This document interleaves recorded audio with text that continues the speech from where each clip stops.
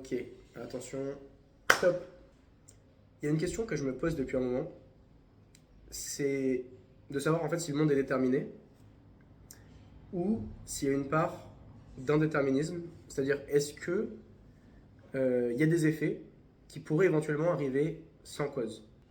En fait, l'idée c'est que tout a l'air d'agir en réaction à une cause. Si je me retourne et que je fais tomber une bouteille, peut-être c'est parce que quelqu'un m'a appelé, mais pourquoi cette personne m'a appelé? Parce qu'elle avait besoin de quelque chose, et pourquoi elle avait besoin de quelque chose. Donc en fait, à chaque fois qu'on se demande pourquoi quelque chose est passé, on peut toujours trouver une cause au préalable.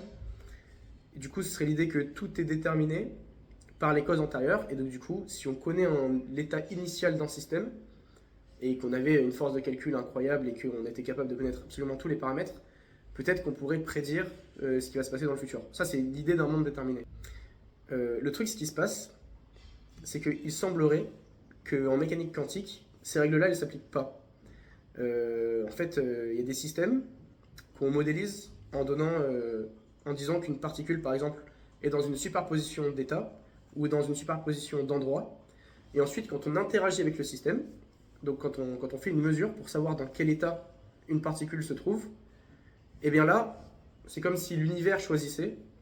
En fait, la particule n'est plus dans une superposition d'états. C'est ce qu'on appelle l'effondrement de la fonction d'onde.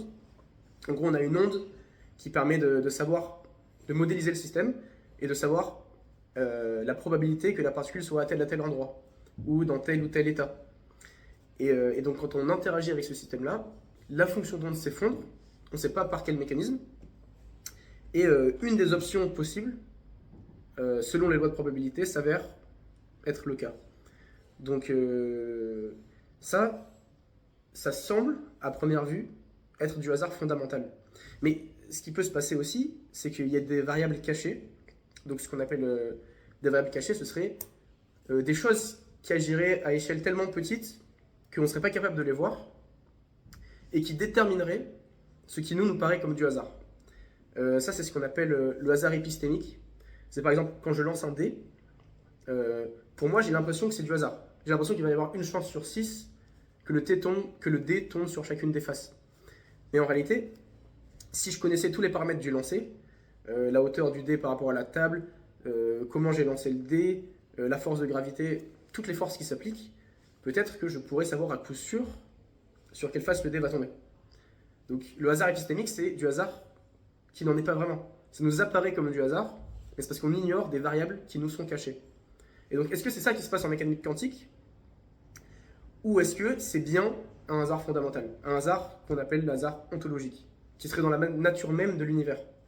Einstein, par exemple, il ne pensait pas du tout qu'il puisse y avoir du hasard fondamental dans l'univers. Il aurait dit, en l'occurrence, Dieu ne joue pas au dé. Donc voilà, le hasard ne fait pas partie de la nature de l'univers. Il manque quelque chose. La mécanique quantique n'est pas complète. Mais donc, il y a ce physicien, John Stuart Bell, qui a dit que la question est testable expérimentalement. En gros, il faut imaginer un dispositif avec une source qui va envoyer une paire de photons, enfin qui va envoyer plusieurs paires de photons, qui sont dans des états intriqués. En gros, c'est des particules qui sont émises par une même source et qui du coup vont agir de manière corrélée. Je m'explique. Donc la source envoie une paire de photons, et ensuite il va y avoir un polariseur de chaque côté. Donc en gros, c'est comme un filtre où le photon peut être bloqué dans le filtre ou passer à travers le filtre. Et du coup, derrière chaque polariseur, il y a un détecteur pour savoir si on détecte la particule, donc si elle est passée à travers le filtre, ou si on ne la détecte pas, dans ce cas-là, elle a été retenue par le filtre. Et donc ces polariseurs, on peut les orienter selon différents angles. Et selon un angle ou un autre, une particule pourrait passer avec un angle et ne pas passer avec un autre angle. Ce qui est fou, ce qu'on observe, c'est que ces particules qui sont intriquées, elles agissent de manière corrélée. Donc pour certains réglages de polariseurs, si l'une passe le filtre, l'autre ne passera jamais le filtre. Et inversement, si d'un côté elle ne passe pas le filtre, de l'autre on est sûr que ça va passer. Ça c'est pour certains réglages. Mais si on bouge les réglages, on peut se retrouver dans un réglage où si l'une passe, l'autre passe à tous les coups, ou on peut se retrouver dans des configurations où elles sont plus ou moins corrélées dans leur niveau de passage d'un côté et de l'autre. Donc, pour formaliser tout ce système-là, on peut imaginer que grand A, c'est le réglage du premier polariseur, grand B, c'est le réglage du second polariseur, petit a, c'est le résultat de la détection au nom de la particule au premier détecteur, petit b, c'est le résultat au deuxième détecteur.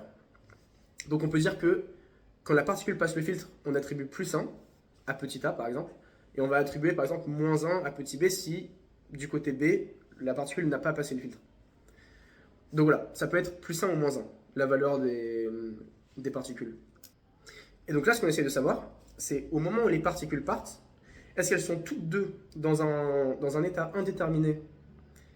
Et au moment de passer à un détecteur, l'univers choisit, ou du moins il y a du hasard fondamental qui fait que la particule va être plus 1 ou moins 1, et dans certains cas, ça déterminerait également le résultat de l'autre particule. Donc est-ce que elles sont dans un état indéterminé, ou est-ce qu'il y a des variables cachées qui déterminent au moment où les photons sont envoyés comment chaque particule doit se comporter en fonction de l'angle du polariseur où il va arriver?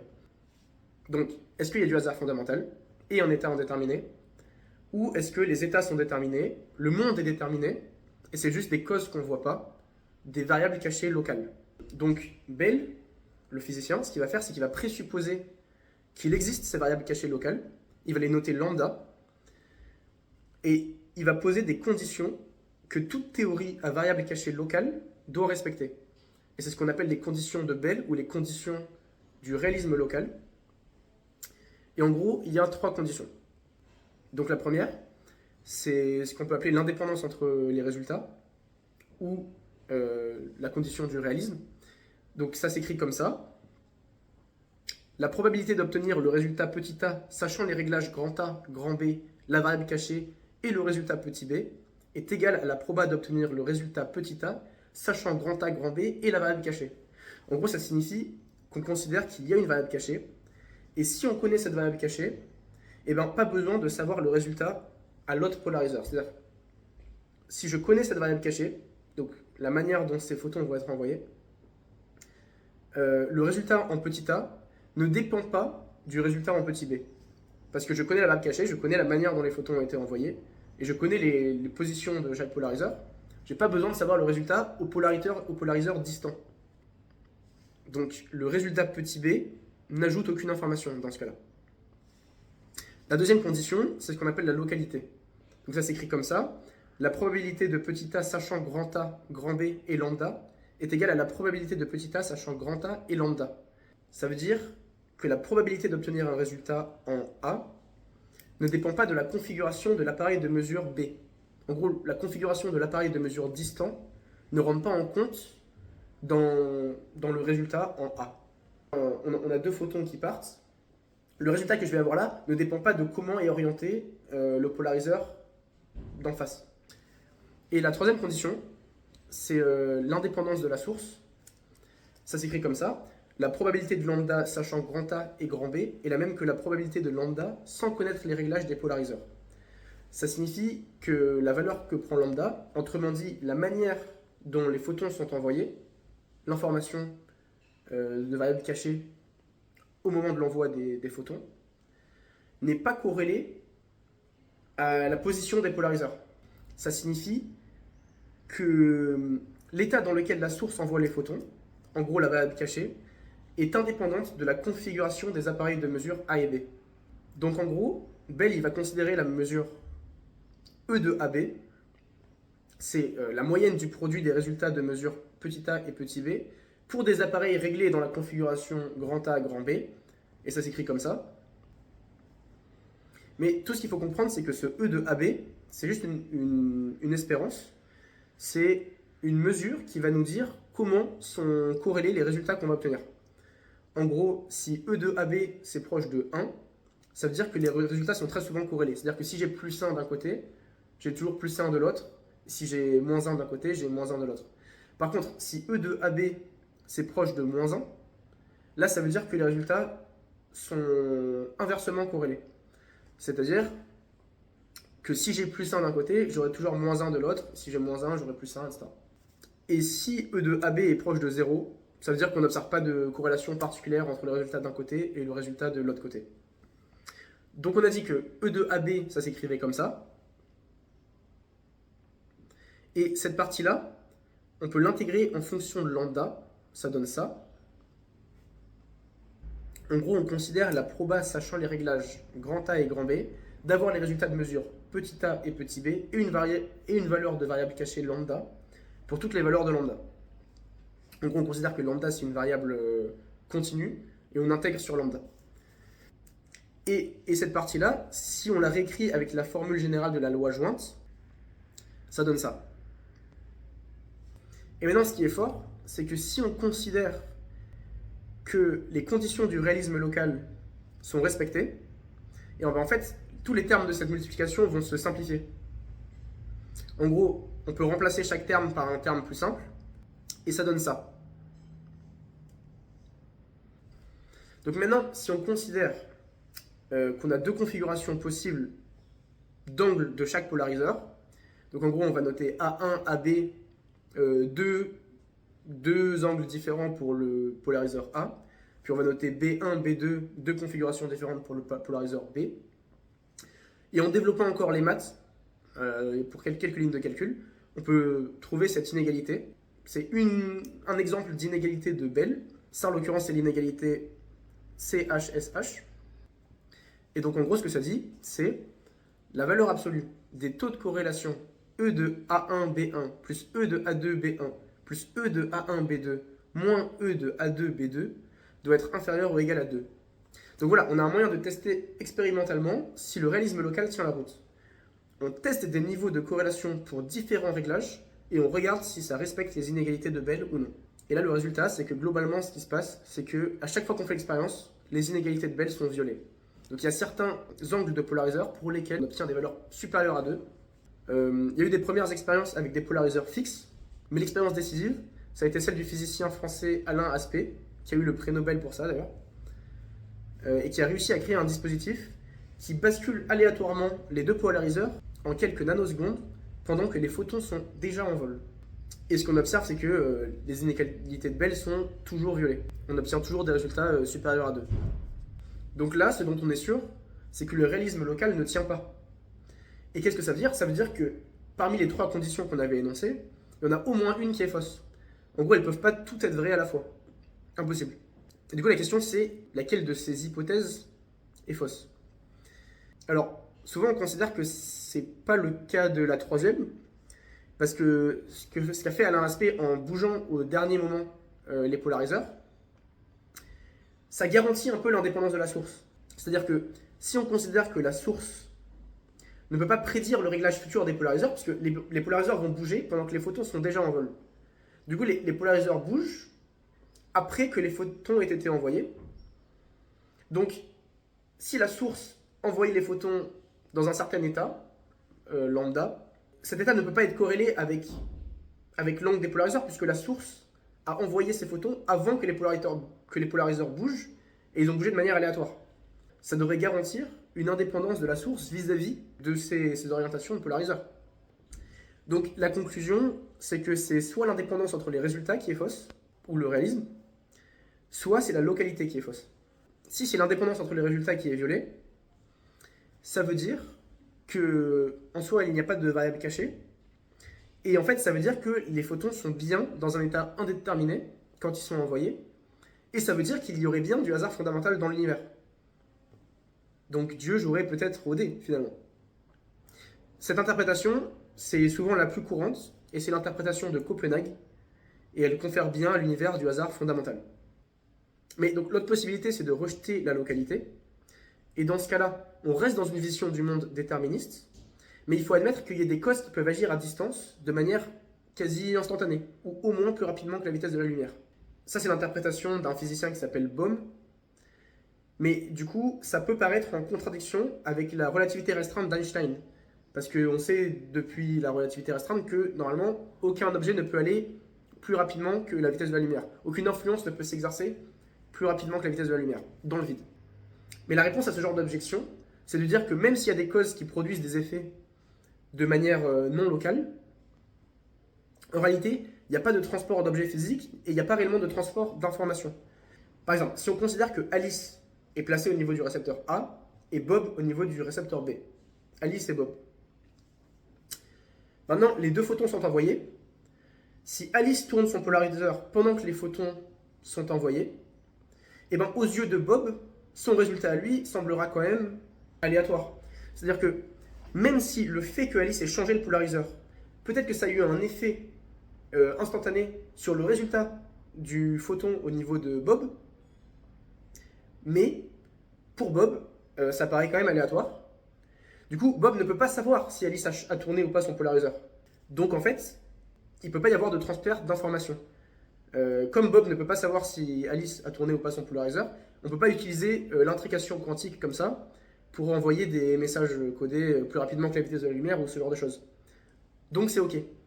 Donc voilà, il faut choisir entre un monde où il y a des objets qui peuvent être à des positions indéterminées ou dans des états indéterminés, et au moment où on regarde le système, il y a du hasard fondamental, un effondrement de la fonction d'onde, qui agit comme ça. C'est l'univers qui choisit. Ou alors, si on veut rester dans un monde déterminé, il faut accepter que certaines causes peuvent avoir des effets de manière quasi instantanée à longue distance. Dans les deux cas, c'est assez perturbant, pour moi, je trouve. Mais en fait, c'est pas fini. Il y a plein d'autres interprétations, et j'aimerais en partager deux autres. Par exemple, tout à l'heure, on a dit que changer au dernier moment l'angle des polariseurs, ça garantissait l'indépendance de la source. Mais il existe une interprétation dans laquelle c'est pas le cas. C'est l'interprétation du superdéterminisme. En gros, c'est l'idée que le monde est tellement déterminé, depuis les conditions initiales, depuis le Big Bang, tout est déterminé. Et du coup, la manière dont les polariseurs allaient bouger était également déterminée. Et cette manière-là dont les polariseurs vont bouger était corrélée à la manière dont la source a envoyé les photons. Parce que tout est corrélé depuis les conditions initiales du Big Bang.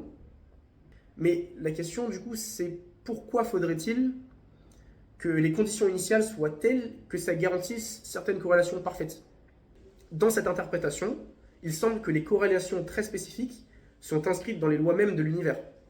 En fait, c'est l'idée que les conditions initiales ne pouvaient pas être telles que ça ne garantisse pas ces niveaux de corrélation. C'est comme l'idée que si on regarde plein de triangles, à chaque fois on fait la somme des angles de ces triangles, on va tomber à chaque fois sur 180. On pourrait se dire que c'est une coïncidence de fou. Pourquoi ça fait toujours 180? C'est une coïncidence de fou. En fait, non, c'est pas une coïncidence. C'est juste que la structure qu'ont les triangles en géométrie euclidienne fait que c'est forcé. Les triangles, dans leur nature, sont obligés de s'additionner à 180 degrés, leurs angles. Et bien là, de la même manière, les corrélations qu'on observerait entre des particules intriquées seraient dans les lois mêmes de l'univers. Et du coup, des univers dans lesquels les conditions initiales feraient que l'univers se déroule de telle sorte que ces corrélations ne soient pas respectées, ne pourraient pas exister.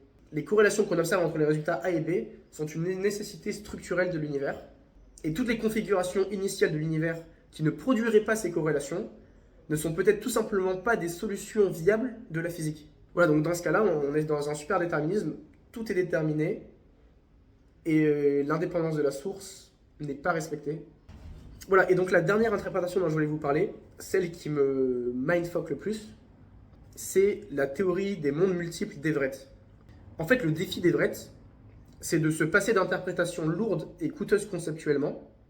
C'est-à-dire que quand on décrit un système quantique comme étant dans une superposition d'états, ou pour une particule comme étant dans une superposition d'endroits, c'est la fonction d'onde qui modélise les probabilités de la particule de se trouver à tel et tel endroit. Et au moment où, donc, moi, un système non quantique, j'interagis avec ce système quantique en effectuant une mesure, il y a un effondrement de la fonction d'onde et la particule m'apparaît à un seul endroit. Et en fait, ce qui se passe, c'est que cet effondrement de la fonction d'onde, c'est ce qui n'est pas bien compris. On ne sait pas d'où il vient, on le rajoute de manière un peu disgracieuse pour coller aux observations. Mais en fait, l'idée d'Everett, et moi je trouve que c'est un peu du génie, c'est de se dire, en fait, la fonction d'onde ne s'effondre jamais, la fonction d'onde ne s'effondre pas. Juste, moi, quand j'ai interagi avec le système quantique, je suis moi-même devenu une partie du système quantique, et donc je me retrouve moi-même dans un état indéterminé. C'est-à-dire que la particule était dans un état indéterminé, et quand je la regarde, maintenant, il y a un système particule plus observateur qui est dans un état indéterminé. Il y a l'état où j'ai vu la particule apparaître à tel endroit, et un autre état dans lequel j'ai vu la particule apparaître à tel autre endroit. Et du coup, il y a un autre monde qui s'est ouvert. En fait, non, il y a juste deux branches de l'univers qui se sont séparées. Et une branche dans laquelle j'ai vu la particule apparaître, j'ai vu la particule agir de telle manière. Une autre branche dans laquelle j'ai vu la particule agir de telle autre manière. Et comme chaque seconde, il y a des systèmes quantiques qui s'effondrent, ça veut dire qu'il y a des mondes qui s'ouvrent à chaque seconde. Ou du moins, il y a des bifurcations d'univers chaque seconde. Et du coup, ça voudrait dire qu'on est dans un multivers où il y a une quasi-infinité de l'univers. Et là où ça devient fou, c'est que si on considère que nos processus cérébraux sont eux-mêmes régis par des phénomènes quantiques, ça veut dire que nos décisions sont également régies par ce genre de système. Et ça voudrait dire qu'il peut y avoir d'autres univers où je prends d'autres décisions. Il peut y avoir d'autres univers où vous prenez d'autres décisions. Et en fait, peut-être qu'il y a juste une quasi-infinité d'univers où on prend toutes les décisions possibles et imaginables. Donc il y a peut-être un monde où, au lieu de claquer des doigts ici, je claque des doigts ici. Et la question c'est, pourquoi est-ce que moi je suis dans l'univers? Pourquoi est-ce que moi je suis dans la branche où je claque des doigts ici? Mais en fait, c'est une fausse question. Parce que moi je claque des doigts ici, mais le moi qui est dans une autre branche de l'univers, qui claque des doigts ici, il se demande également pourquoi il est dans le monde où il a claqué des doigts ici. Du coup, en fait, je suis dans une branche du multivers, parce qu'il faut bien que je sois quelque part. Mais les autres moi qui sont dans d'autres mondes se demandent également pourquoi ils y sont. Et d'ailleurs, il y a sûrement un monde où je suis mort, il y a sûrement un monde où j'ai pris des décisions de vie totalement différentes. Et en vrai, c'est ok. Donc voilà, c'est... je sais pas à quel point c'est crédible, mais en tout cas, ça gagne de l'intérêt chez les physiciens. Et c'est parfaitement cohérent, en fait. Le truc, c'est que ça a une conséquence assez folle. Le fait qu'il y ait des mondes multiples, le fait que l'univers bifurque à chaque seconde. Ça, c'est une conséquence de fou, mais ça provient d'une tentative de rendre le système plus simple. C'est-à-dire de se dire non, cet effondrement de la fonction d'onde ne se produit pas. Et en fait, les conséquences, ça crée un truc totalement fou, mais ça provient d'un désir de sobriété. Donc à la base, c'est pas forcément si fou comme idée. Voilà, c'est à peu près tout ce que je voulais dire. Il y a d'autres interprétations, mais que je trouve un peu plus marginales. Donc je vais pas m'attarder. Mais voilà, ça c'est assez fou. En fait, il faut choisir une interprétation. Certaines sont déterministes, la plupart en fait. L'interprétation des mondes multiples, comme à peu près tout se passe dans un monde, tout peut toujours être déterminé. Donc la fonction d'onde ne s'effondre pas, donc on reste dans un monde, ou plutôt dans plusieurs mondes déterminés. Le superdéterminisme, bon bah totalement déterminé. La non-localité, les influences non locales, ça reste du déterminisme. Donc en fait, c'est que l'interprétation de Copenhague qui confère à l'univers un hasard fondamental. Mais ça reste quand même cette interprétation qui est majoritaire aujourd'hui chez les physiciens. Oui, je voulais finir sur un truc. Toutes ces interprétations-là, elles paraissent fondamentalement contre-intuitives. Et en fait, ça c'est un truc auquel je voulais parler, c'est l'idée de crazyism.